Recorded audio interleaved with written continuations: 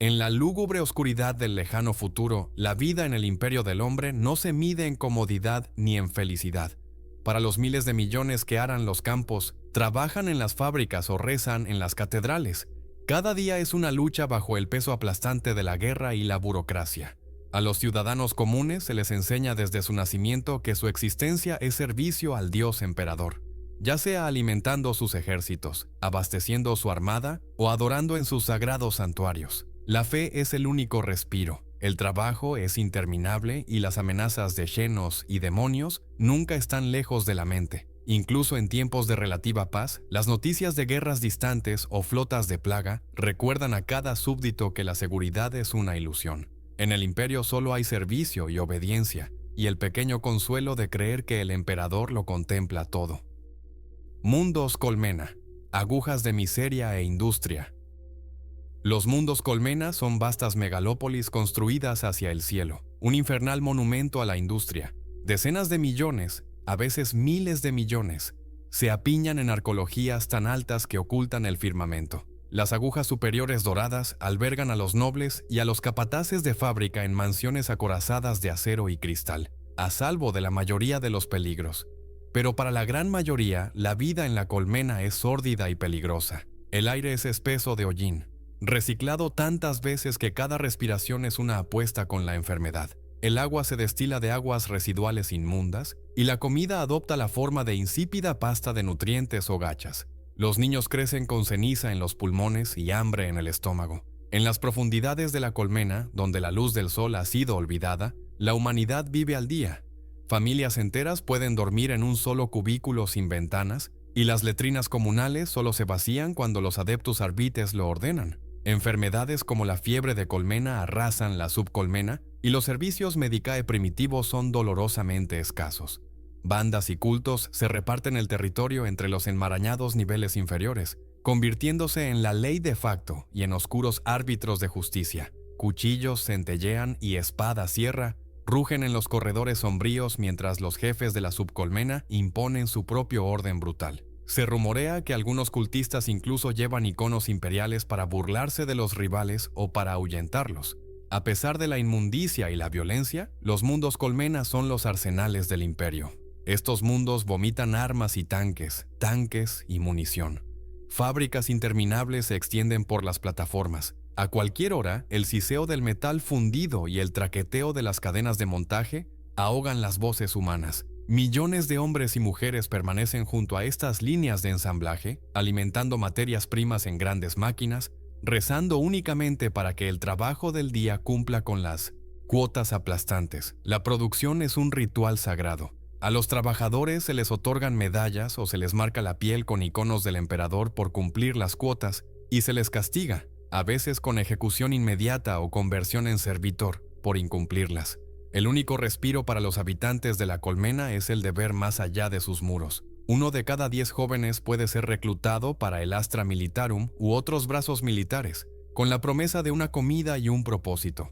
Quienes se quedan se aferran a la esperanza o al humor cínico. La chabola estrecha que alguien llama hogar puede tener las paredes cubiertas con carteles desgarrados de camaradas perdidos o de santos, mientras sus moradores bendicen el nombre del emperador por cada nuevo aliento. Al final, los Teosag, ciudadanos de los mundos colmena, viven con 2 duras verdades. Las máquinas que alimentan protegen a la humanidad, pero ellos nunca conocerán sus frutos. Mundos. Forja, hierro por carne. Los mundos. Forja son los corazones metalúrgicos palpitantes del imperio, planetas devorados por completo por fábricas y forjas. En estos mundos, casi cada alma nace para trabajar bajo el dominio del Adeptus Mechanicus.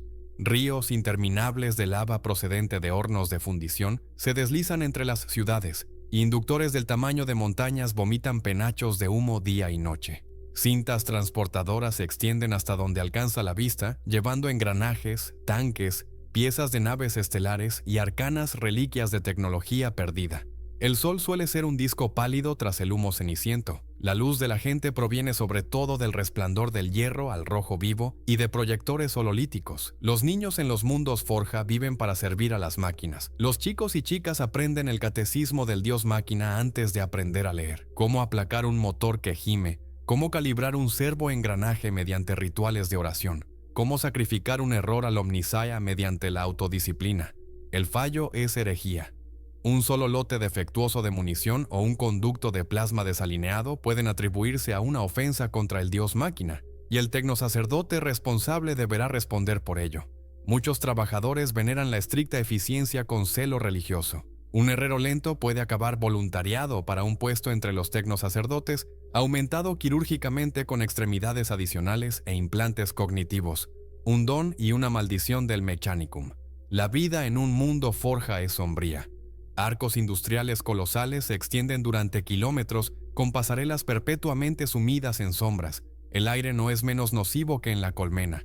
Vapores químicos se arremolinan desde cada foso y refinería, y los respiradores son algo común. Las raciones fortificadas llegan a intervalos predeterminados. Uno puede recibir un paquete de cubos de proteína, sazonados, si tiene suerte con un leve toque de especias, o una pasta de nutrientes espesa como aceite de motor. Para muchos, incluso un sorbo de agua es precioso. Los acuíferos suelen estar contaminados o desviados. Si un obrero de fábrica tiene suerte, puede trabajar junto a un clérigo y recibir un amuleto de bendición que luego podrá vender por algo de grano extra. Incluso la adoración se funde con la industria aquí. En los mundos forja, el Omnisia, el dios máquina, es más inmediato que el propio emperador. Los santuarios dedicados a motores bramantes superan en número a las capillas de los santos. Los trabajadores suelen susurrar súplicas a sus herramientas antes de comenzar un turno, y magos acorazados realizan ritos antes de la puesta en marcha de nuevos reactores. Un servitor con fallos puede ser arrastrado hasta un templo fundición para su exorcismo, o al menos un tecnosacerdote veterano le murmura una rápida bendición sobre las bobinas. ¿Y por qué no? La distinción entre lo espiritual y lo profano es tenue. Un engranaje que funciona es sagrado, uno roto, profano. Y sin embargo, pese a todo su poder, los mundos forja están aislados. Ningún forastero, ni siquiera un inquisidor, camina entre las fábricas si no va armado con un acceso de engranaje mecánico incuestionable. Dataslates de conocimiento ancestral se atesoran en bóvedas. Los ciudadanos solo reciben las migajas necesarias para realizar su trabajo. Mientras se cumplan las cuotas, la vida aquí es estable pero silenciosa. Existen pequeños barrios comerciales. En las horas crepusculares, un viejo herrero puede tallar una miniatura de crisol de hierro para venderla, o un encargado de almacén puede deslizarse por una escalera iluminada por servocráneos para comerciar con piezas en el mercado negro. Son pasatiempos peligrosos, pues el Mechanicum considera todo sagrado. Incluso los mercados negros de chatarra acaban siendo purgados por el fuego. Los ciudadanos de los mundos forja aceptan esto con una orgullosa pasividad. El dios máquina nos toma, podrían decir, forja nuestras dudas y nos hace completos. De algún modo creen haber sido elegidos. Sus cenizas alimentan las arterias de la civilización. Ese es un pequeño consuelo cuando tú, hombre de carne y hueso, despiertas cada día para comprobar que te acercas, palmo a palmo, a convertirte tú mismo en un montón de chatarra. Mundos agrícolas. Campos de cosecha interminable. Los mundos agrícolas son los graneros del imperio, planetas dedicados por completo a la agricultura.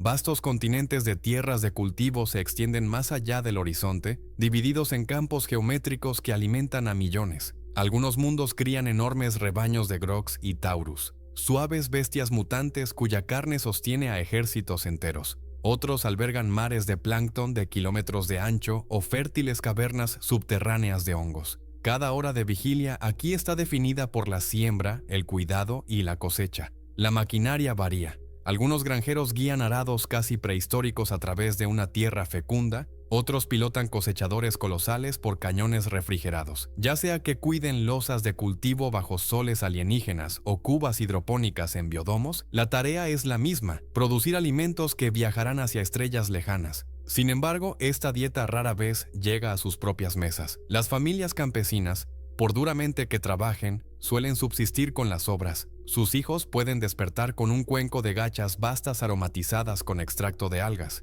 y no con los dorados granos que ven apilados en los almacenes listos para los transportes. Si hay carne en el guiso, suele ser cartílago de jabalí, no filete de res. En días de fiesta especiales pueden probar algo mejor. Quizá una pequeña loncha de rodilla de grox curada o una fruta ácida importada gracias a conexiones religiosas. Pero para entonces, Casi toda esa fruta ya ha sido entregada como ofrenda a los santuarios locales o enviada como diezmo. Los supervisores de los mundos agrícolas son implacables. Notables controladores de terreno del Adeptus Administratum pueden llegar cada cosecha en naves de alas de escarabajo para auditar la producción. Si las cuotas de un mundo quedan siquiera un poco por debajo de lo estipulado, los oficiales pueden requisar reservas personales o reclutar a más granjeros a punta de bayoneta. Los errores de cálculo y el mal tiempo se tratan como pecados económicos. Aldeas enteras pueden ser señaladas para el castigo si se atreven a decir, no nos queda nada más que dar. El ciudadano de a pie aprende pronto a llevar registros meticulosos y a sonreír con amargura ante las cuentas finales, confiando solo en la fe y en la próxima temporada de siembra. Incluso en medio de la penuria, la vida en un mundo agrícola está entretejida con la fe. La gente cree que el emperador y sus santos patronos en los cielos comparten las cargas de cada cosecha. A veces se siembran los campos con la forma de aquilas sagradas o de iconos de santos por orden de los sacerdotes, de modo que las máquinas cosechen la palabra de Dios en persona.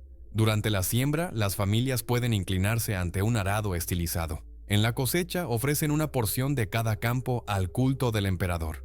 Los ancianos del pueblo aseguran que estos rituales atraen al sol y la lluvia tanto como cualquier ciencia. Festivales teatrales pueden surgir en torno al ciclo de crecimiento. Cuando el grano del año cubre los campos, los aldeanos alzan estandartes y entonan el himno de la cosecha de otoño, porque cualquier acontecimiento que salve una boca más de la hambruna merece celebrarse.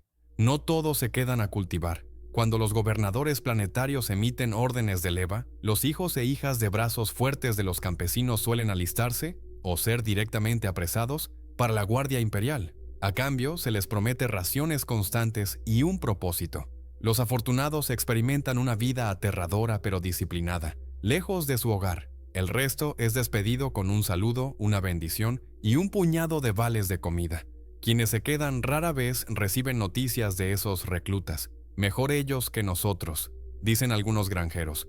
Nosotros vigilamos la sequía, ellos vigilan las balas. Cada día en un mundo agrícola es una monotonía agotadora más allá de lo imaginable. Un chiste que comparten sus hijos es que un niño campesino podría rezar al emperador para dormir más allá del amanecer, si eso estuviera permitido. Trabajan a medianoche y al alba, a veces en galerías hidropónicas de largo alcance iluminadas por soles eléctricos. Luego rezan. Si un decreto imperioso añade una nueva cuota, quizá descubran que ya están elevando de nuevo sobre sus espaldas las estatuas de los santos. Y aún así perseveran. Como dijo un arador veterano y lleno de cicatrices, el campo del emperador alimenta algo más que el vientre, alimenta el alma. Si muero de hambre, al menos habrá sido por un buen propósito. Mundos santuario, catedrales de devoción. Los mundos santuarios son el corazón espiritual del imperio, planetas consagrados a santos, mártires o milagros. En estos mundos, la fe no solo es obligatoria, está tejida en el propio tejido de la sociedad. Imagina ciudades donde cada línea del horizonte está coronada por cúpulas, agujas y estatuas colosales de ángeles. Las plazas albergan llamas eternas y pequeños osarios. Los ciudadanos caminan como si estuvieran dentro de una inmensa catedral al aire libre. La mañana puede empezar con campanas o trompetas catedralicias, y la noche terminar con incienso flotando en cada manzana. La vida diaria aquí gira en torno al culto. Los puestos del mercado comparten espacio con confesionarios y pequeños altares de iconos iluminados por velas. Un campesino primero besa un pequeño espejo bendecido por un santo antes de ponerse al volante del tractor. Un capataz de fábrica ve el montaje de un rifle láser como parte de una procesión y puede ofrecer una plegaria silenciosa por cada arma marcada con el águila imperial. Los niños recitan relatos de las hazañas del emperador en lugar de cuentos de hadas. Incluso los criminales, si es que llegan a ser encarcelados, pueden al menos recibir la oración del Señor, no sea que lleven odio en el corazón. Todo, desde el sistema legal hasta el ocio, está impregnado de devoción. La economía prospera gracias a la religión. Millones de peregrinos llegan desde todos los rincones de la galaxia, gastando créditos en velas benditas, reliquias y lujosos alojamientos. Las posadas locales, salones de banquete y grabadores de reliquias florecen. Puedes ver a una viuda vendiendo piedras pulidas que asegura son piedras milagrosas de la tumba de un santo, o a un mercader ofreciendo panes bendecidos para la fertilidad. Los sacerdocios aceptan encargos secretos, equilibrando los mandatos sagrados con la necesidad práctica de mantener a la población alimentada y entretenida. Sin embargo, como señala un poeta devoto mientras suena un órgano amortiguado, un pecador también compra su vela. Incluso el paraíso engendra corrupción en las sombras. Donde se acumulan la riqueza y la fe, también lo hacen los ladrones y los estafadores. Las catacumbas y callejones de un mundo santuario son tan peligrosos como las entrañas de una colmena. Algunos criminales venden falsas reliquias sagradas, otros introducen escrituras prohibidas bajo la apariencia de peregrinaje. También hay cultistas entre los fieles. Un viejo contrabandista puede hacerse pasar por humilde peregrino con insignia, solo para transportar dataslates heréticos hacia templos secretos. Las madres en las calles advierten a sus hijos de que un transeúnte de túnica blanca puede llevar más condenación que una pistola láser. La aplicación de la ley es distinta, aunque severa, en estos mundos. En lugar de patrullas uniformadas de los árbitres, se ven hermanas de batalla o inquisidores del Adeptus Ministorum montando guardia. Se mueven entre los fieles como ángeles de justicia. Cualquier herejía se afronta con una mezcla de oración y fuego de Volter. A los sospechosos se les juzga no solo según la ley imperial, sino también por derecho divino. Por ejemplo, a un aldeano que blasfema abiertamente se le puede ofrecer confesión o santuario, un eufemismo para ser embarcado fuera del mundo. Si persiste, puede descubrir que su hogar ya no es sagrado, arrojado entre mundos sombríos y ajenos. Se dice en estos mundos que es mejor ser abatido por los cañones de una nave de guerra que por un decreto de la iglesia. Los ciudadanos de los mundos santuario aceptan este mundo de devoción. Su fe puede ser genuina. Una hermana de batalla o un sacerdote de coro pueden sonreír realmente con una convicción inquebrantable. Y sin embargo, algunos se preguntan en su interior si esta devoción es el precio de la supervivencia. Saben que viven en tierra sagrada, pero también ven la hipocresía de los demás. En los días de festival observan los rostros de la congregación retorcidos de celo y piensan en ese pequeño alijo de raciones escondido. Por la noche cierran los ojos esperando que el emperador esté complacido con ellos, o al menos que nunca haya reparado en las dudas, fugaces de sus corazones. El credo imperial, fe y fanatismo.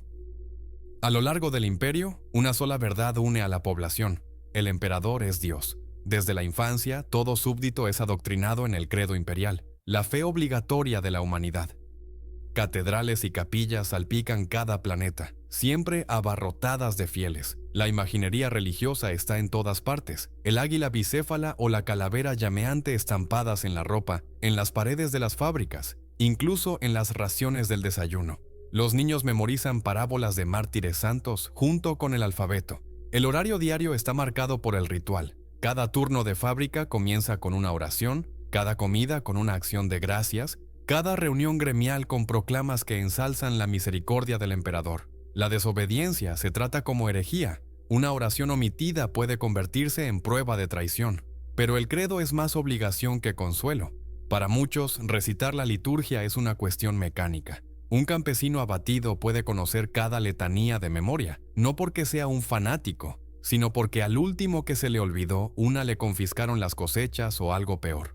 Todo desastre se interpreta como juicio divino. Un cultivo arruinado o una granizada puede significar la ira del emperador. La gente reza de manera refleja para que pasen los malos augurios, porque sabe que quejarse podría empeorarlo todo.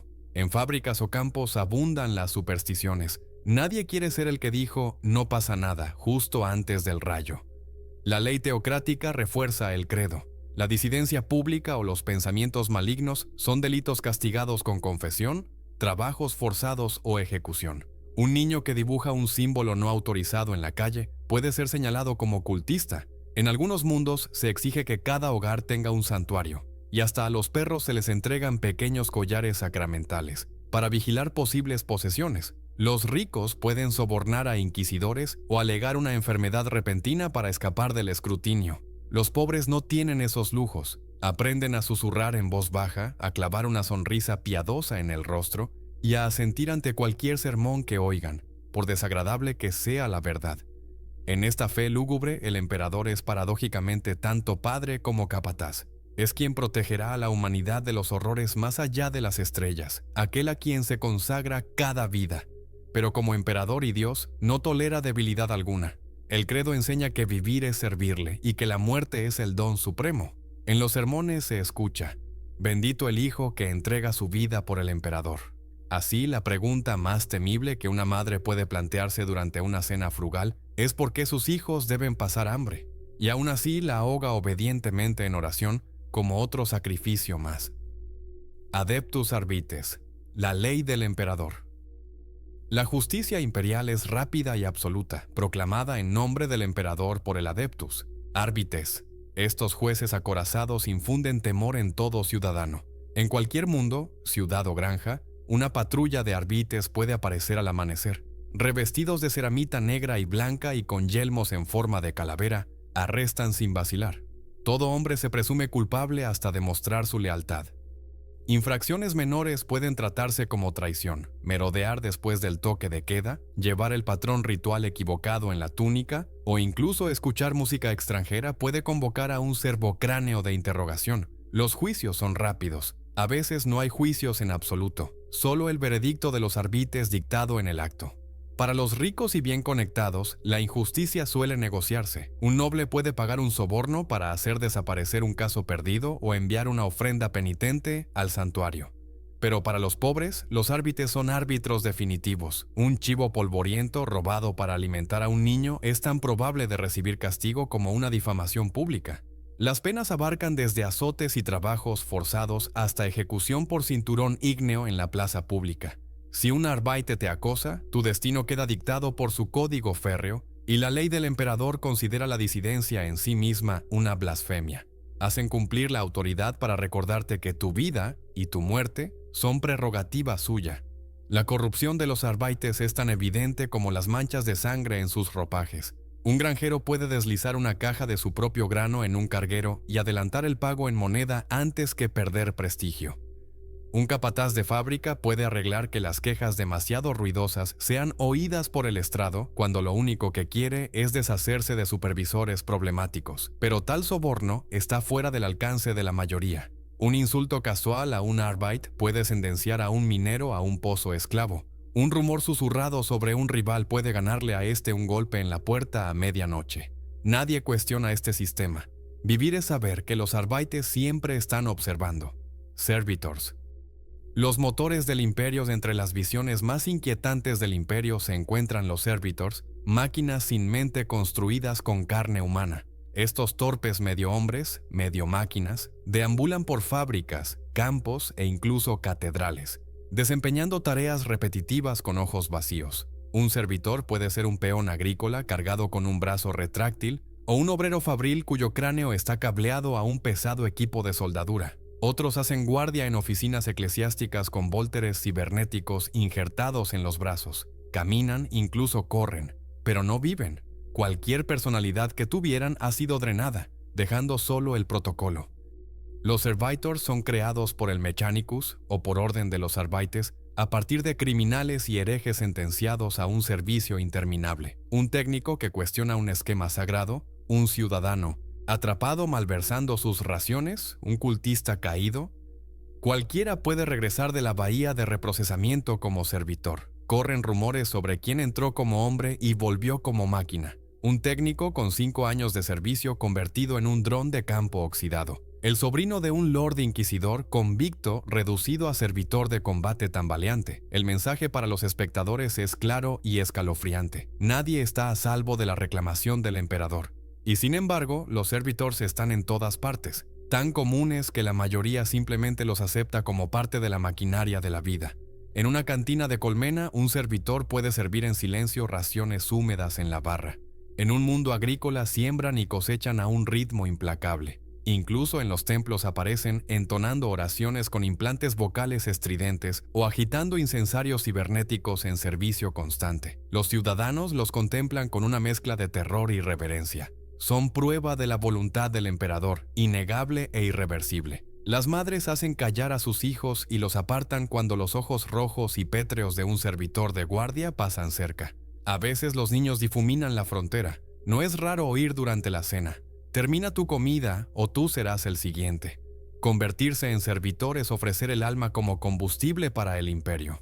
La comparación más cercana es una reeducación final. Un último propósito otorgado a quienes están rotos más allá de toda esperanza. En teoría, es una misericordia. Mejor ser utilizado que desechado por completo. Pero todos conocen a un espíritu arruinado. Los supervivientes tratan a los servitors como las más tristes historias ejemplares. Incluso los cronistas imperiales más leales no registran qué vida calentó ese cuello cervo. Todos saben que, si terminan bajo esos cables, trabajarán eternamente. Cierto ciudadano sin nombre comentó una vez: al menos el emperador cumple sus promesas. Incluso después de que te hayas ido, seguirás teniendo trabajo. Educación e indoctrinación, el conocimiento como dogma. La verdadera educación superior es un privilegio raro en el imperio. Para los niños comunes, la escuela trata de aprender a servir, no a cuestionar. Las primeras lecciones se centran en lo básico: lectura, escritura, aritmética, pero siempre al servicio del emperador. Los niños aprenden a descifrar diagramas de esquemas láser antes de comprender la galaxia en su conjunto. Las clases de historia son poco más que manuales de ingeniería y biografías de santos. Una mano les enseña a mantener un rifle láser, la otra inscribe en su memoria la vida de Santo Celsus el Forjado. Toda asignatura termina en piedad imperial. Toda gloria al Dios emperador. Deben concluir. La curiosidad se considera peligrosa. Un niño que pregunte ¿por qué? Puede ser reprendido hasta casi desaparecer. Solo los dotados, o los conectados, reciben algo más que esto. En los mundos colmena existen academias de élite, pero enseñan ley imperial o propaganda, no filosofía. Los eruditos más altos pueden formarse en las Ecolae del Adeptus Terra o en Marte, donde devoran conocimiento prohibido. Aquellos con ambición en los mundos agrícolas pueden unirse al cuerpo de escribas del Administratum, triturando números de las cosechas. Pero la gente común, al llegar a la adultez, solo conoce su oficio. Un obrero puede leer un manual de instrucciones para un torno, pero no la mitad censurada de la página. Un siervo sabe seguir horóscopos benditos en los calendarios de siembra, pero no explicar el clima. La propaganda llena los vacíos. Vallas aéreas y carteles en los campos de tiro predican lealtad. Se deben memorizar credos y juramentos, y cualquier desviación puede llevarte a un campo de reeducación, que puede ser desde un interrogatorio bajo tormento hasta trabajos forzados.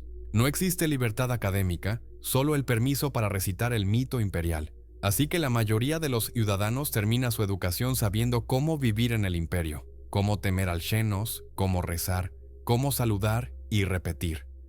Ningún maestro imperial pregunta si su emperador es justo o si la galaxia podría ser mejor, y ese silencio lleva el mensaje más fuerte de todos.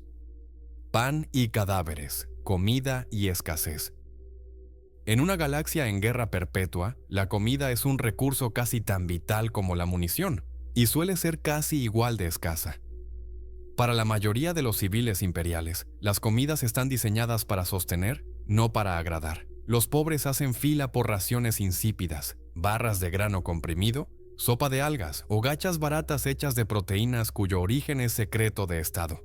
La fruta fresca, las verduras o la carne auténtica son prácticamente míticas, salvo para los acomodados. Un obrero fabril puede sonreír ante un paquete de ración gratuita llamado bendición del campo, que por cualquier definición sensata no es más que una fina porción de pasta de nutrientes. Los niños susurran a veces que lo único fresco en sus comidas es el miedo a la cuota de mañana. Los propios cadáveres se convierten en fuente de alimento. En muchos mundos colmena, los cuerpos de los difuntos se procesan en almidón de cadáver, una papilla nutritiva moldeada en panes o servida como engrudo. El gremio de cadáveres de Necromunda, por ejemplo, tiene encomendada esta lúgubre tarea: molienda para evitar que los vivos mueran de hambre. Los vecinos hacen fila para ofrecer respetuosamente a sus muertos, con la esperanza de que eso prolongue un poco más sus propias vidas. Se cree que una vida bien vivida puede hallar incluso honor como grano que alimenta a las masas. Los padres dicen en voz baja a sus hijos que algún día ellos también serán redistribuidos para alimentar a otros, como si fuera una misericordia y no una necesidad. Los mercados negros florecen en la desesperación.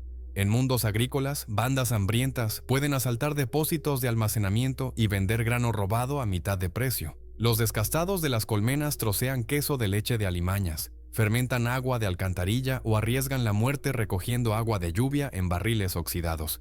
En un caso, una familia hambrienta sazonó un guiso con especias de un laboratorio del Mechanicus para hacerlo medianamente comestible.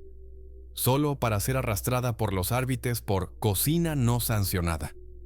Los ricos, tras los muros de sus palacios, comen como si nadie más pasara hambre. La carne de cañón en los frentes bromea con que los guardias imperiales probablemente reciben mejores raciones de cena que un paciente congelado en una clínica de su mundo natal. En todo el imperio la comida no es un derecho, es una ración y un privilegio, y a menudo el más pequeño destello de esperanza. Los ciudadanos dicen una oración antes de cada bocado, por si éste necesita permiso divino para nutrir. Convierten cada comida en ritual.